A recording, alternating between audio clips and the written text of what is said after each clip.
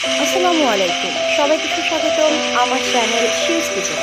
ঠান্ডা কফ থেকে বাঁচার জন্য ঘরে কিভাবে আমরা ন্যাচারাল অ্যান্টিবায়োটিক তৈরি করতে পারি সেটাই এই ভিডিওতে দেখাবো। ভিডিওটি ভালো লাগলে চ্যানেলটি সাবস্ক্রাইব করতে ভুলবেন না, আর লাইক এবং শেয়ার করবেন অবশ্যই।